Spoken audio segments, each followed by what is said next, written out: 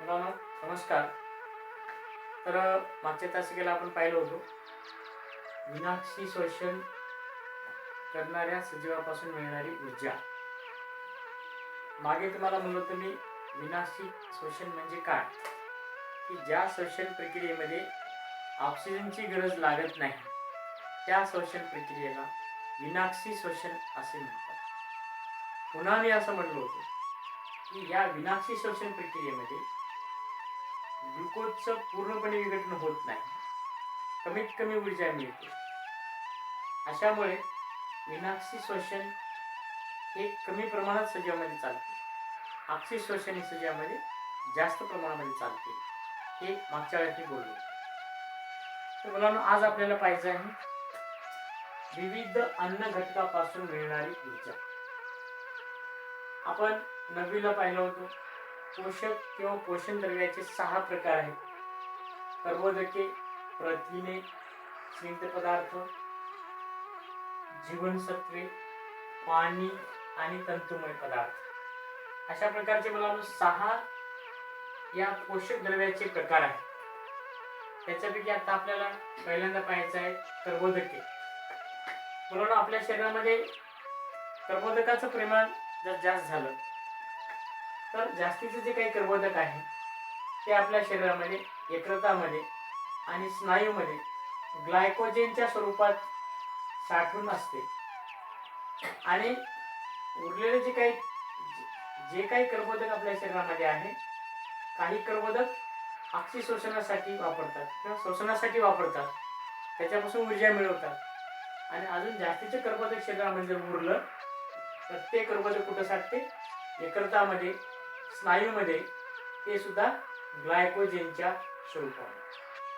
मुलांनो 1 ग्रॅम कर्बोदकापासून आपल्याला 4 kilo calorie एवढी ऊर्जा मिळत असते. अशा प्रकारचं कर्बोदक आहे. म्हणजे कर्बोदक या पोषक द्रव्याचा जर विचार केला आपण तर 1 ग्रॅम कर्बोदकापासून 4 किलो कॅलरी एवढी आपल्याला ऊर्जा मिळते. आणि कर्बोदकापासून शोषण होते दोन्ही प्रकारचे, विनाक्षी शोषण आणि अक्षी शोषण, त्यापासून ऊर्जा मिळते. अशा प्रकारची कर्बोदक हे ऊर्जेचा मुख्य स्रोत आपल्या शरीरामध्ये आहे असं आपल्याला म्हणतो. यानंतरचा मुद्दा आहे मुलांनो प्रथिने. प्रथिने आपल्या शरीरामधले एक महत्त्वाचं पोषक द्रव्य आहे. तर हे प्रथिने प्राण्यापासून मिळतात. मग त्यांना आपण काय म्हणतो? फर्स्ट क्लास प्रथिने. जी प्रथिने प्राण्यापासून मिळतात त्यांना आपण काय म्हणालो? फर्स्ट क्लास प्रथिने. तर मुलांनो अशा प्रकारच्या 1 ग्रॅम प्रथिनापासून 4 किलो कॅलरी एवढी ऊर्जा मिळते. जेवढी ऊर्जा 1 ग्रॅम कर्बोदकापासून मिळते तेवढीच ऊर्जा 1 ग्रॅम प्रथिनापासून आपल्याला मिळत असते. ती किती आहे? 4 किलो कॅलरी. मुलांनो प्रथिनेचं पचन झाल्यानंतर आपल्या शरीरामध्ये काय तयार होते? शरीरामध्ये अमिनो आम्ल तयार होते. आणि ही अमिनो आम्लापासून आपल्या शरीरातील विविध अवयव आणि पेशी उपयोगी प्रथिने निर्माण करत असतात आपल्या शरीरामध्ये. आता या ठिकाणी गोल गोल मध्ये मी प्रथिनापासून जे काही आपलं शरीर प्रथिन पचल्यानंतर अमिनो आम्ल तयार होते आणि हे अमिनो आम्ल रक्तामार्फत शरीरामध्ये विविध भागामध्ये जात असते. आणि अशा प्रकारच्या अमिनो आम्लापासून कशा विविध अवयवामध्ये शरीराच्या विविध ठिकाणी कशा प्रकारचे अमिनो आम्लापासून उपयोगी प्रथिने तयार होतात या तक्त्यामध्ये दाखवलेलं आहे. समजा ही अमिनो आम्ल पचन झाल्यानंतर त्वचामध्ये गेली तर त्वचामध्ये काय तयार होईल? मेलॅनिन, रंगद्रव्य आणि केरॅटिन अशा प्रकारे उपयोगी पदार्थ त्या त्वचा या अवयवामध्ये तयार होतात. समजा अमिनो आम्ले हाडामध्ये गेली तर हाडाला उपयोग असणारा आसिन नावाचं प्रथिन तयार होऊन जाईल. किंवा अमिनो आम्ले ही आपल्या शरीरातील पेशीमध्ये गेल्यानंतर काय होईल? प्रद्रव्य पटलातील प्रथिने आणि विविध विकरे अशा प्रकारची प्रथिने या पेशीमध्ये तयार होतील. समजा अमिनो आम्ल प्रथिन पचल्यानंतर तयार होणारी अमिनो आम्ले ही स्वादुपिंडामध्ये गेली तर काय तयार होईल? इन्सुलिन आणि ट्रिप्सिन अशा प्रकारचे पदार्थ तयार होतील, जे की आपल्याला शरीरासाठी अत्यंत उपयोगाचे आहे. पीयूषिका ग्रंथीमध्ये गेल्यावर विविध संप्रेरके आपल्याला मिळतील या अमिनो आम्लापासून. पुन्हा अमिनो आम्ल जर स्नायूमध्ये गेली तर आपल्याला ऍक्टिन आणि मायोसिन नावाची प्रथिन मिळतील. हीच अमिनो आम्ल जर रक्तामध्ये गेली तर काय तयार व्हायले? हिमोग्लोबिन आणि प्रतिपिंडे अशा प्रकारचे पदार्थ या प्रथिन शरीरामध्ये असल्यानंतर अमिनो आम्लापासून उपयोगी संप्रेरके, काही विकरे आणि प्रथिने, रासायनिकदृष्ट्या विकरे आणि संप्रेरके सुद्धा मुलांना प्रथिने असतात. म्हणून आपल्या शरीरामध्ये प्रथिनयुक्त पदार्थ खाल्ल्यानंतर, प्रथिनाचं पचन झाल्यानंतर त्यापासून अमिनो आम्ल तयार होते आणि ही अमिनो आम्ल शरीराच्या विविध भागामध्ये जाऊन उपयोगी अशा प्रकारचे पदार्थ त्या त्या भागामध्ये अमिनो आम्लापासून तयार केले जातात. अशा प्रकारचा फायदा आपल्याला प्रथिनाचा शरीरासाठी होत असतो. मुलांनो, यानंतरचं जे काही पोषक द्रव्य आहे ते स्निग्ध पदार्थ.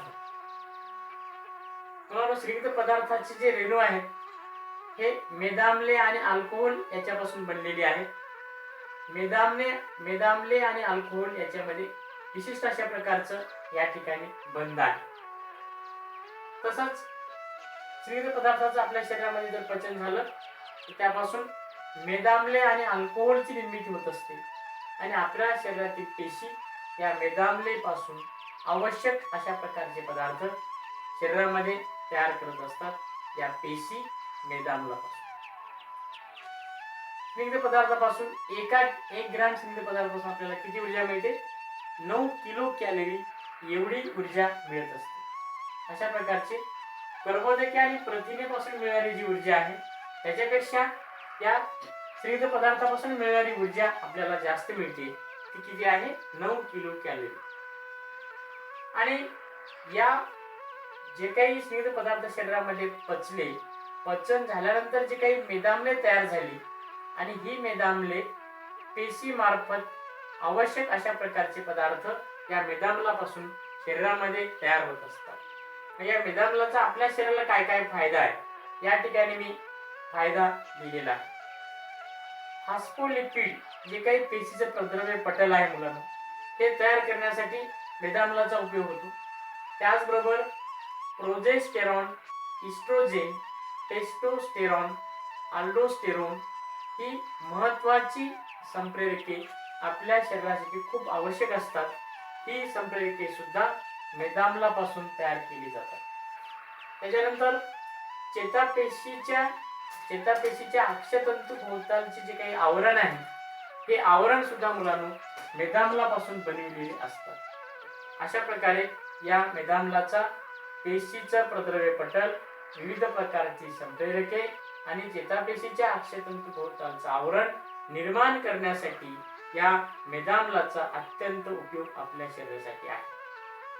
समजा आपल्या शरीरामध्ये जास्तीचे स्निग्ध पदार्थ जर साठला असेल तर ते पदार्थ चरबीयुक्त संयोजी ऊतीमध्ये जात असते.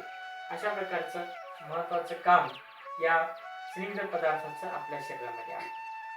म्हणजे जास्तीत जास्त ऊर्जा या स्निग्ध पदार्थापासून मिळते, जेवढी ऊर्जा कर्बोदक आणि प्रथिनापासून मिळत असते. अशा प्रकारे मुलांनो आपण हे 3 पोषक द्रव्ये पाहिलो. बाकी आपण पुढच्या तासिकेला पाहू. मुलांना हे विचार करत असताना आपण एक काम करा, हे सर्व डिटेल्स तुम्ही व्हिडिओ ऐकल्यानंतर पुस्तकामध्ये वाचायचे आहे. त्याच्यातले महत्त्वाचे मुद्दे तुम्हाला बघायचे आहे. ठीक आहे. बाकी आपण पुढच्या तासिकेला